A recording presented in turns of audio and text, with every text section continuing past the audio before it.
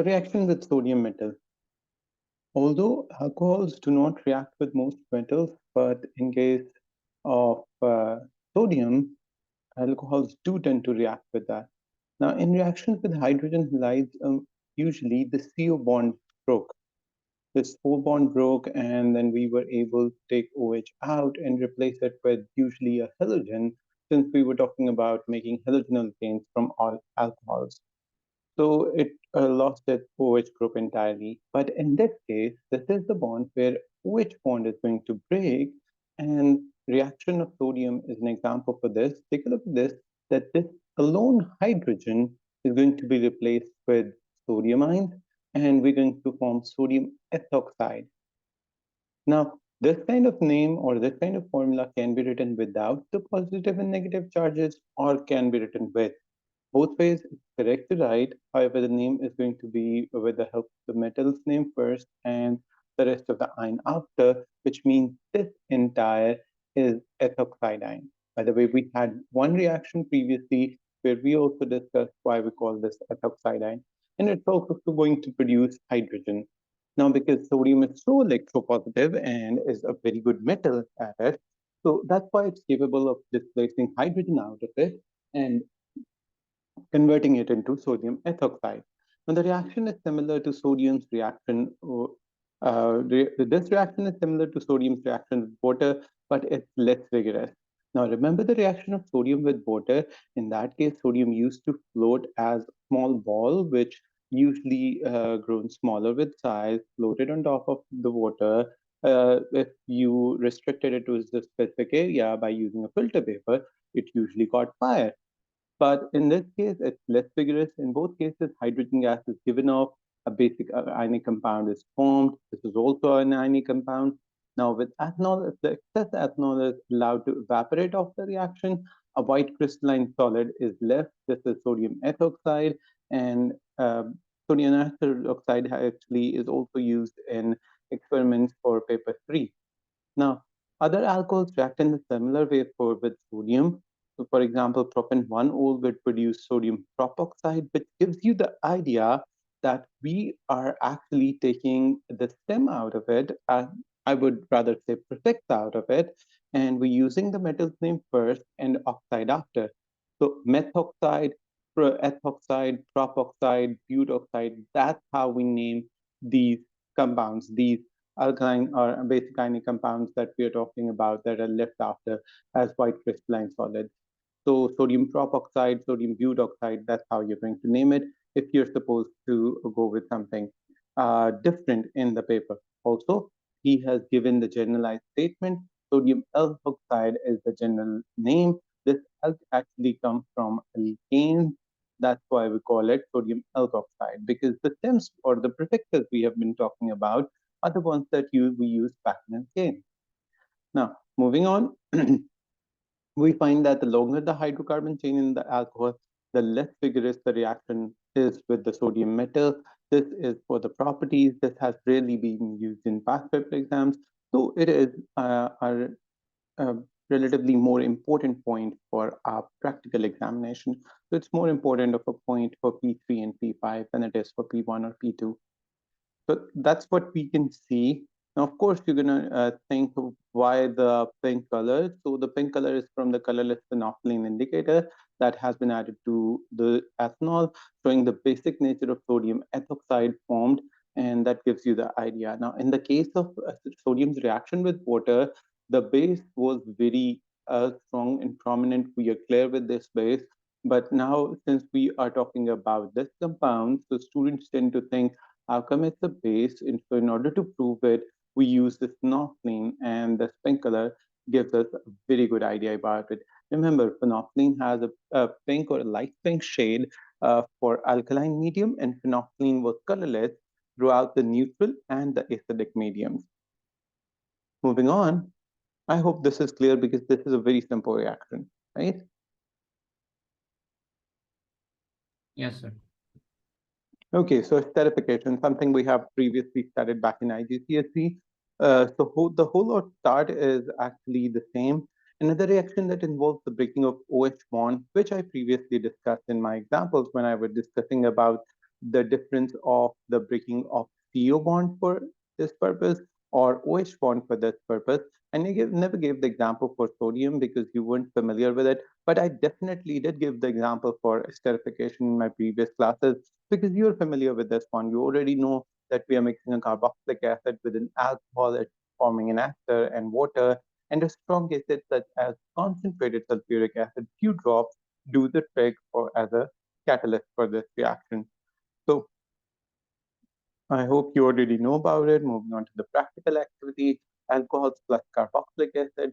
For esterification to take place, the carboxylic acid and alcohol are heated under a flux. Now you already know the purpose for a flux over here with a strong acid catalyst using concentrated sulfuric acid, but we can also use phosphoric 5 acid, which means we're talking about phosphoric acid, H3PO4.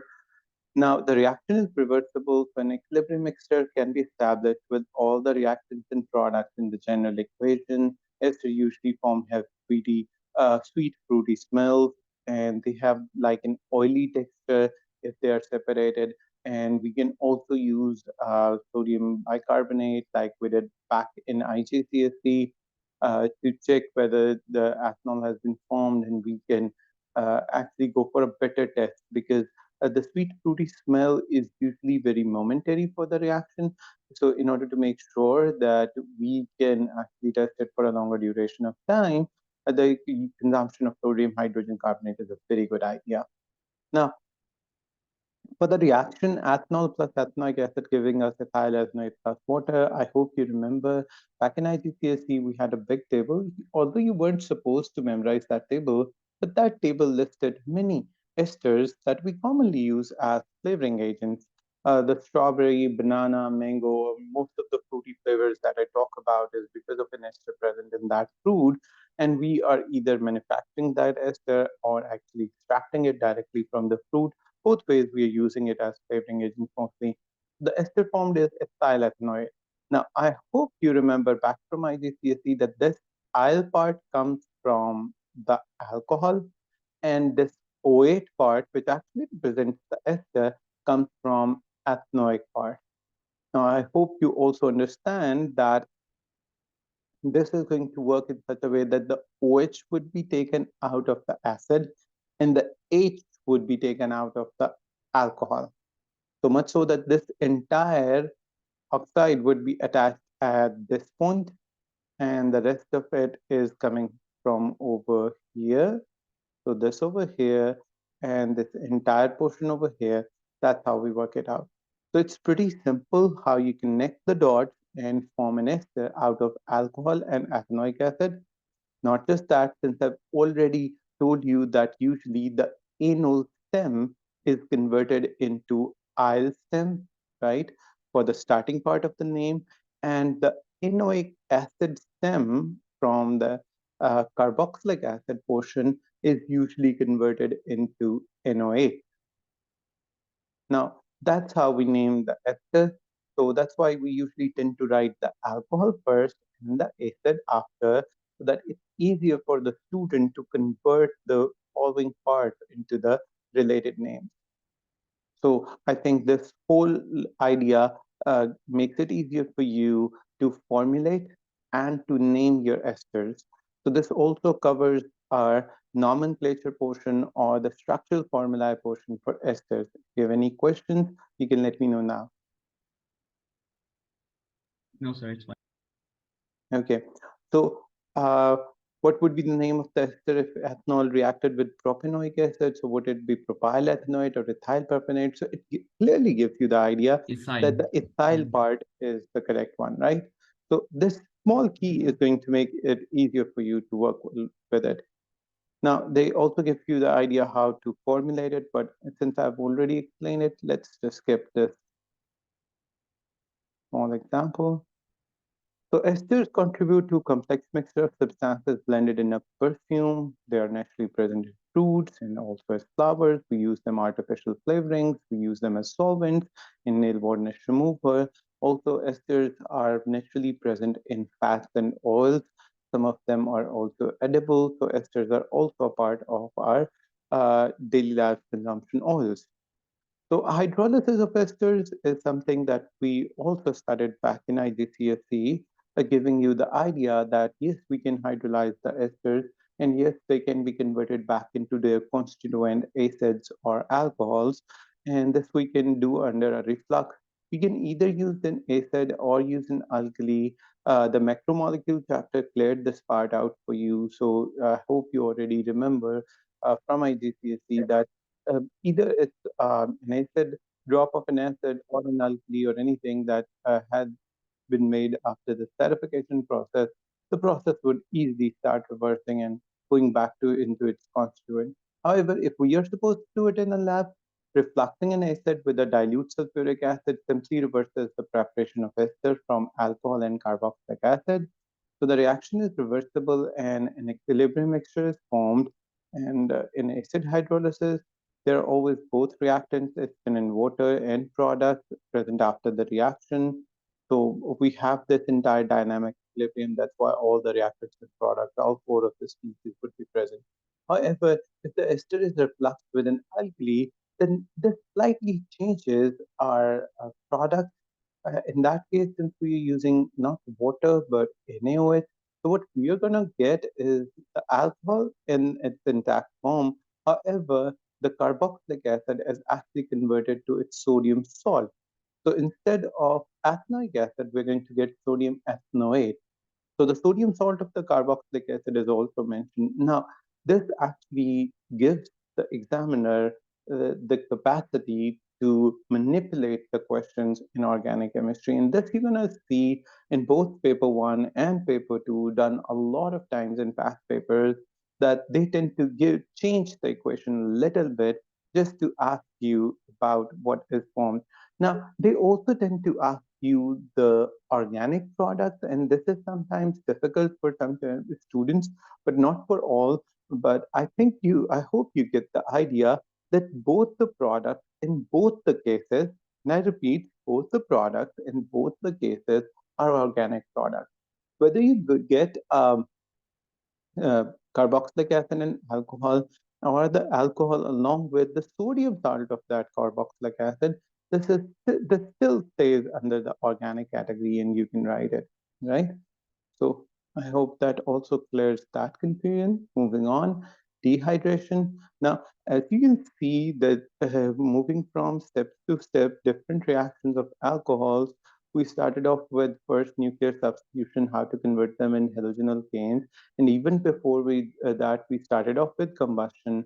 After that, the reaction with sodium metal, esterification, and then this dehydration, it gives you the idea that this is pretty much similar to what we were doing back in IGCSE. Although we have added a couple of more reactions, but the rest is the same. It's just that we're going for a deeper dive for a better understanding of reactions, since we have already have a better understanding of organic chemistry. So as far as dehydration goes, it's actually an elimination reaction, since we have discussed it before as a part of elimination reaction, because you know an entire molecule, and in this case water is lost and alkenes are formed. Since you're removing an entire molecule, that's why you can call it an elimination reaction, though the catalyst and the heating criteria can be different from catalyst to catalyst, but of course, it always will be considered as an elimination reaction. Now, the reaction takes place when alcohol vapors are passed over a hot catalyst of aluminum oxide powder. In exams, you might only see the word alumina. Species of porous spot, species, concentrated acids such as sulfuric acid, even phosphoric acid. These can also catalyze the reaction. There are some older references to silicon dioxide, but I think that's not a part of course anymore, so you won't be facing that kind of question. Well, all the possible catalysts have been written over here. Since they're talking about alumina catalyst, so they are talking about heat as well. So for most of the cases, heat is required. Although for concentrated sulfuric acid, it may do the trick without the heat. Okay, but even if you mention a little bit of heat along with it, that's fine. It's still is considered as correct. Why? Because the smaller chain acid, for the smaller chain alcohol, concentrated acid does do the trick without the heat, but heat might be required for a longer chain alcohol. That's why even if a student writes heat along with concentrated acid, whether the chain was smaller or longer, they tend to take it as a correct answer. So, alcohol, you take the catalyst. I hope you remember the elimination reaction that I specifically explained, that I tend to write not like a normal structure. Instead of writing OH over here, what I tend to do in order to explain elimination is that I write OH over here. And in order to explain the H, I tend to write H over here. This gives you a very good idea. Now, since we're taking out the whole molecule, and I hope you do understand, this goes off as H positive, leaving the bond, which moves over here to form the alkene. This goes off by taking the bond on itself, and as OH negative tends to form the water. I hope you understand the whole point in for this. And since I have already explained the elimination part, so I hope you get the idea. Now, Yes. writing this H and OH below it gives us the way of looking at it, what the whole molecule can be, which we're going to remove, and hence the name elimination. Remember, I've also explained back in the previous chapter when we were doing elimination that this whole criteria only goes for the doubly bonded carbon atom, and rest of the chain stays the same. So what we are going to do is that we're going to take one part of the molecule from one of the doubly bonded atoms and the other part from the uh, other portion of the doubly bonded carbon atoms, all right? So that's what we tend to do. So I keep asking my students, then don't try to take the entire H2O out of one of the doubly bonded carbon atoms. And even if it's some other elimination reaction, don't take out an entire molecule from just one of the doubly bonded carbon atoms. That's not possible. And don't even take out it from the other parts of the chain. So it has to be these doubly bonded carbon atoms which are going to form, from which we're going to do. And in order to form these, this is important that you understand these have to be consecutive carbon atoms. The point I'm trying to make is, let's suppose you have this kind of chain. Now, for this kind of chain, you see the alcohol alone.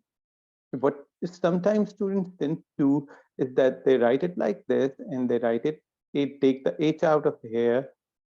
And if I remove this part, it would make it easier for you to understand. The point I'm trying to make is that they tend to do it like this. Let me tell you, this is not right. Okay, why? Because these two atoms are not going to form a double bond, since they are not consecutive carbon atoms. So this elimination reaction, whether we're taking out a hydrogen halide, whether we're taking out ammonia, whether we're taking out the water, whatever that small molecule is, it tends to be in consecutive carbon atoms. So clearing that part out, remember that this dehydration reaction was explained back in IGCSE as well. And this diagram also gives you a clearer idea of what we did back over there. Now I am going to zoom it out a little bit. A couple of points that I usually tend to make over here is that back in IGCSE, I hope you understand that they bombed this part a little bit, and they strongly hated this part. All right. Well, in A-level book, what we tend to do is that we don't show this worm. However, this is strongly heated, and we show a bigger arrow beneath it, giving the idea to the student that we are not directly going to heat the alcohol. Of course, it's an organic compound and it's a flammable one, so it's dangerous. So it's better to strongly heat your catalyst, pumice or spot pieces, alumina, whatever that is, and then you can get to work your way. Now, the gas that is going to move over here is going to be an alkene, probably a smaller chain alkene. Now, a smaller chain alkene is a kind of gas which is insoluble in water. Now, since the gas is insoluble in water, you can obviously collect it over water. Now, this delivery over water is usually done for all the gases that are insoluble in water. So that's why we are going with this kind of stuff. Another advantage towards it is that sometimes these pumice pieces or sometimes the porous part or alumina pieces, they're usually solid particles and they tend to come along. This water has a very good way of stopping the impurities and just collecting the gas up top. Apart from that, back in IGCSE, especially in paper 6, there were a few past paper questions that discussed about that usually the first part of this collection test tube is rejected, and from the second one, we start considering it as a pure collection, and that is correct. Of course, the first part would be mixed with air and some other impurities, and the second collection vessel, I mean, the same test tube, if collected for the second time, would be better in a purer collection since air would not be a part of it. They sometimes discuss it this way, they sometimes discuss it in another way, but both the ways it's discussed, it's mostly about the impurities and other stuff that actually discusses about the purity of any kind of alkenes that we are collecting over here, right? So apart from the fact of heating or delivery over water or insolubility or purity, most of the time this cater most of the questions. Okay. So moving on, last and important, oxidation. So in case of oxidation, I would like to clear one point. What we have been doing previously is that we have been moving from one homologous series to another, starting off with alkanes to alkenes, and then we discussed halogen alkanes in between. When we moved on to alcohol, you probably already know that we are also going to talk about carboxylic acid, probably esters. Esters we've talked about already. And we are also going to talk about in the new set of homologous series, we're going to talk about aldehydes and ketones as well. Now, when we were talking about alkenes, I'd like to make a point that when we oxidized them under normal conditions, we were able to get alcohols. And under less harsher conditions and when the structures were smaller, we were also able to get aldehydes from it. And those aldehydes were either converted into ketones if the structures were bigger, or not the aldehydes converted into ketones, the aldehyde were actually converted into carboxylic acid. The point I'm trying to make over here is that this kind of chain that I'm drawing in front of you is actually known as Esters reaction step, oxidation reaction steps, that alkenes can be oxidized into alcohols or aldehydes, and alcohols themselves or the aldehydes can be further oxidized into carboxylic acid. And carboxylic acid is completely oxidized, is converted into carbon dioxide. Now, I hope you remember that when we combusted alkenes, the combustion was a kind of a direct oxidation step converting alkanes into carbon dioxide.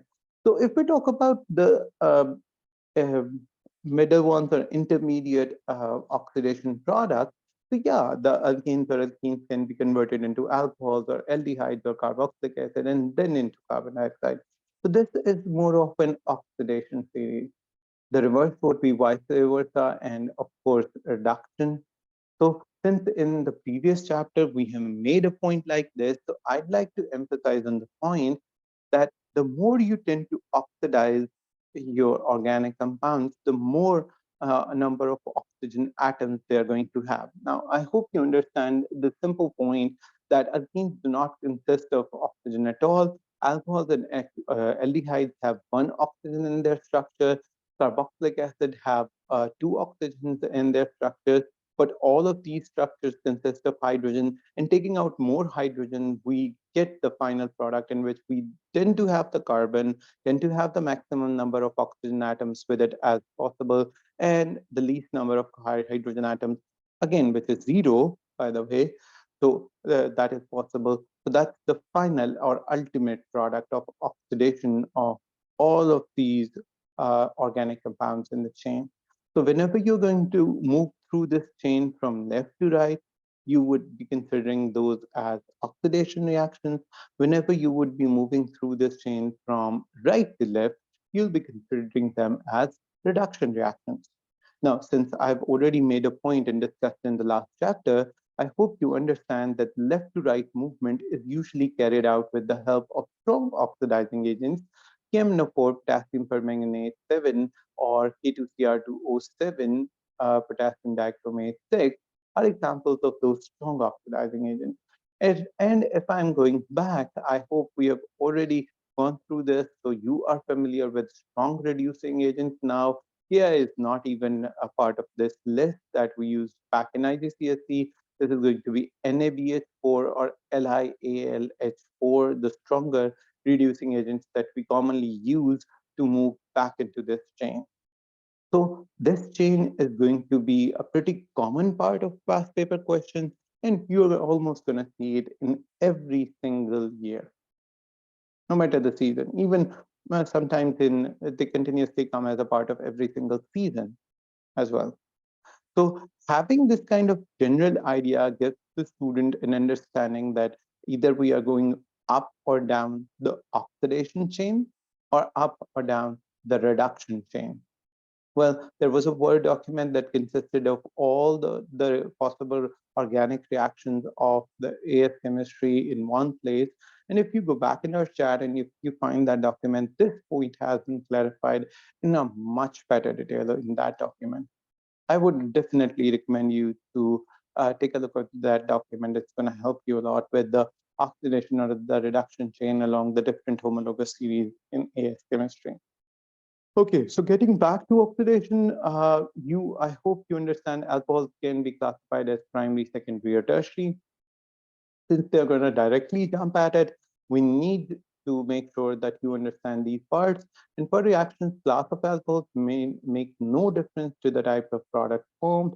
Organic chemistry, we generalize the whole homologous series. However, when alcohols are oxidized, primary, secondary, and tertiary alcohols each behave differently, which makes it more interesting and which makes it more manipulative by the examiners as well. So let's discuss it. Primary and secondary alcohols can be oxidized by powerful oxidizing agents such as potassium dichromate 6 solution. Uh,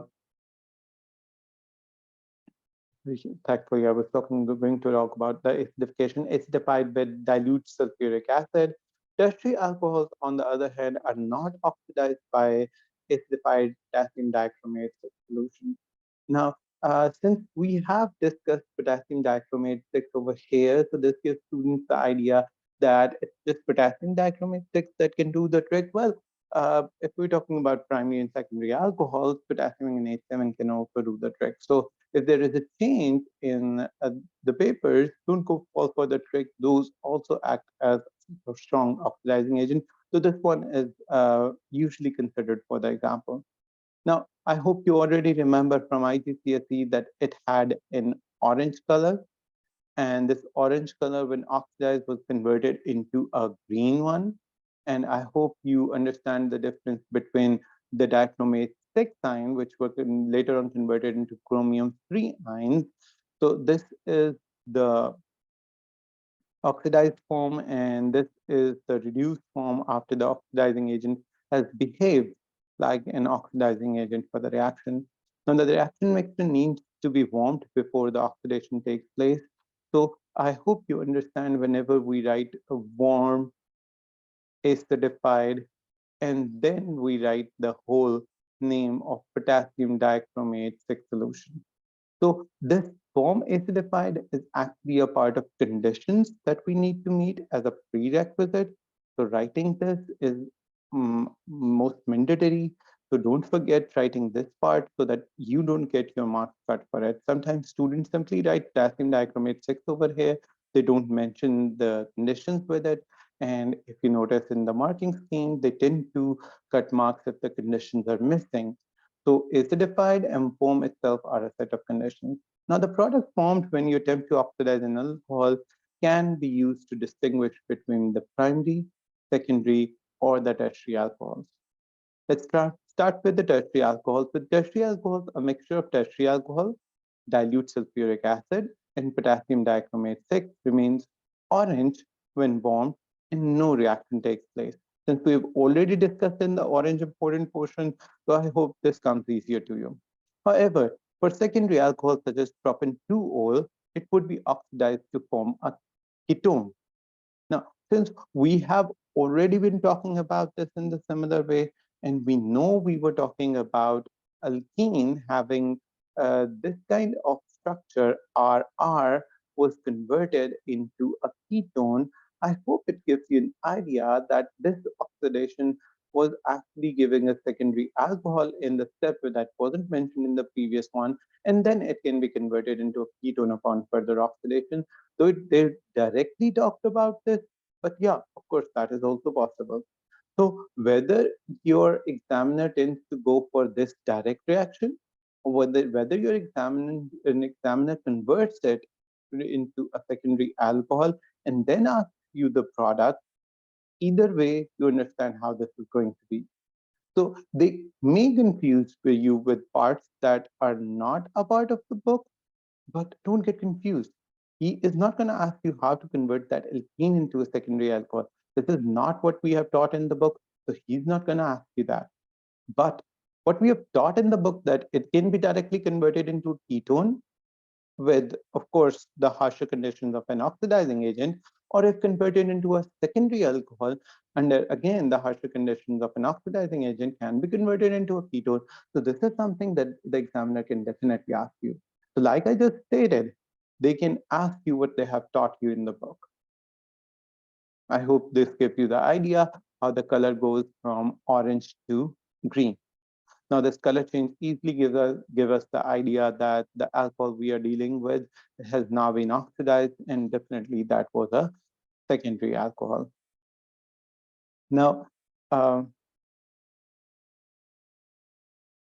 moving on, with the primary alcohol such as ethanol, the alcohol is oxidized to an aldehyde, and in this case, ethanol.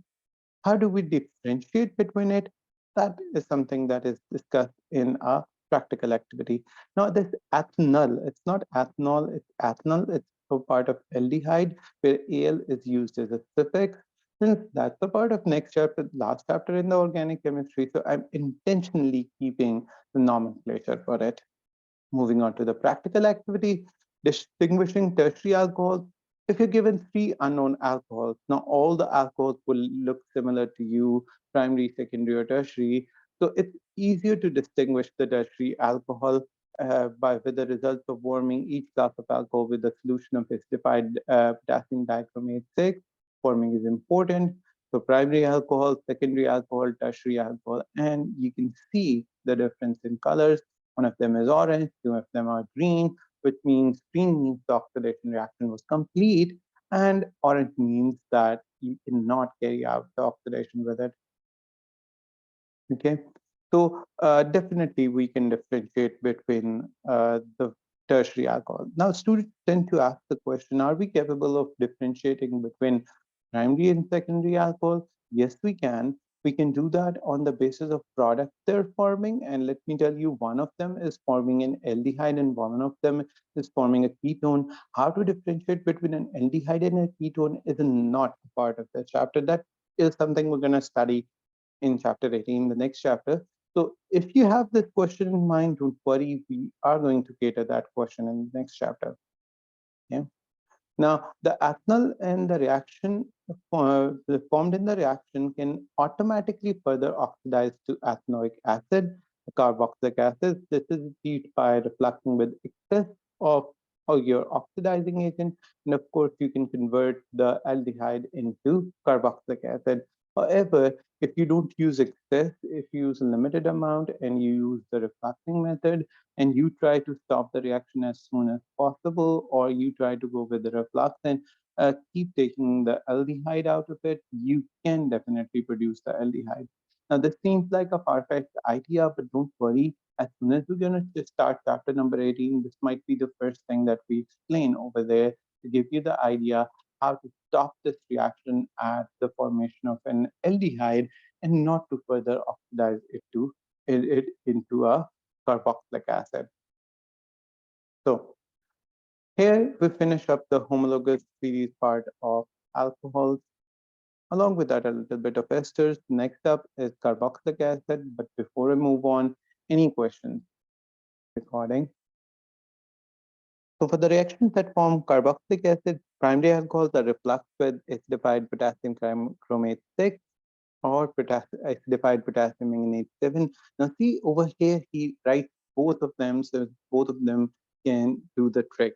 Now, don't forget, although the book is not mentioning the part where we were able to convert alkenes into aldehydes or later on with the consistent oxidation into carboxylic acid. So along with this, there was another reaction that you have previously studied that forms carboxylic acid. Since they are only trying to put a single step method, so they stick with it. Alkene is actually a far-fetched idea, first aldehydes and then this one. So yeah, uh, but let me tell you, since we haven't studied aldehydes yet, which means in case of aldehydes, it's not going to be a two-step process like and as you see in front of yours, the example, but it's going to be a single-step reaction. So it gives us the idea that we already have 2 to 3 methods that can convert a component or a basic homologous series into carboxylic acid. Now, apart from that, carboxylic acids are also made from nitrile, and nitriles are actually CN and C actually has a triple bond with, and in this case, these are one of the only triply bonded compounds that we study in AS chemistry. I'm using one of the only because alkenes are also triply bonded compounds, but since we don't study much of alkenes, we hardly study back in IGCSE about ethene, acetylene, or how we use them in blowtorches for a higher temperature for their combustion reaction with oxygen, and that's about it. So that's why I stick to this one as an example of triple bond. Now the PN bond at group at the end of the hydrocarbon chain is converted into COOH group, and that forms carboxylic acid. In this case, though I understand that in the previous example of nitriles, we discussed that how nitriles can actually add a carbon uh, to the carbon length of the chain, and actually addition of one more carbon changes the whole prefix that we use, but this doesn't happen with this reaction. Remember, in this reaction, both the reactant and the product have a carbon atom as a part of your functional group. So there won't be any change. Look, there are 3 carbon atoms in the nitrile and there are 3 in the carboxylic acid. This happens when we use hydrochloric acid along with water. So whether it's written as a flux with dilute hydrochloric acid or hydrolysis with hydrochloric acid, both means the same thing and both are going to produce the carboxylic acid for us. This reaction has been used in past 5 years a lot in past papers. So keep an eye out for it because you are going to face a lot of questions about it. Now, reacting as typical is that whenever I come to this part, I tend to actually remind the student that this entire portion you see in front of yourself and below this heading is something that we did exactly back in IGCSE with almost the same set of details. There isn't even a deeper dive in this because it explains the same thing. Carboxylic acids are weak acids. They do not dissociate completely into water, so they do not release all of their positive ions since they tend to stay in their molecular form, and they tend to be weak acid because of this. As being weak acids, we can write their dissociation reaction in water. The first reaction you can see over here. With alkalis, they're going to form salt and water. With reactive metals, they're going to form salt and hydrogen. With carbonates or hydrogen carbonates, they're going to form salt, water, and carbon dioxide gas. So since these are the 3 characteristic reactions of the acids that we studied back in IGCSE, so it's the same thing for carboxylic acid. So it really doesn't matter whether the acid is mineral or organic. The 3 characteristic reactions is something that all acids stand for, right? Now, the names are written over here in the way that you can understand how they name sodium ethanite, magnesium ethanite, potassium ethanite, giving an idea how we are going to use the weight part with our prefix to give the name to it, which means methanoid, ethanoid, propanoid, butanoid. That's how we are going to name our salts after the reactions of acids with different species. Now, reduction of carboxylic acids is something important, and since I've been talking about the oxidation chain and the chain can be reversed by reduction, so that's the first step, that the last product in the chain, organic product, since carbon dioxide isn't considered organic, so we can reverse that chain back into aldehydes or into alcohols or even further than that.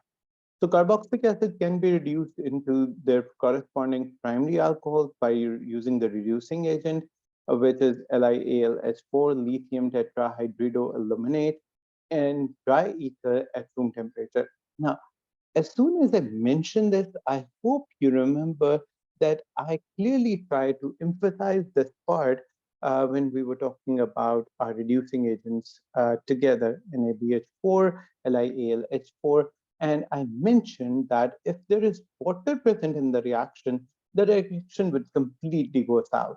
And the same thing is mentioned over here.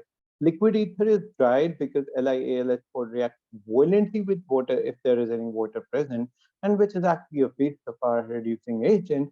So that's why we tend to not go with any aqueous conditions. And writer is actually trying to put an idea to the student's mind that we're going with non-aqueous conditions. Okay. Now, we have been using the symbol O in case of oxidizing agents. Writing the symbol H in case of reducing agents is a better way to write these equations. So as you can see in these equations that we either take the oxygen out of the organic molecule and the resultant is with less number of oxygen atoms per molecule, or sometimes we may add hydrogen to it and the resultant is with more hydrogen atoms per molecule. Well, both ways, whether you add hydrogen or whether you take out oxygen, it still is considered a reduction reaction. So I hope this gives you the idea how it goes. Are we good? Yes. And with this, we complete our second last chapter. So we only have last chapter to go with. And I'm hoping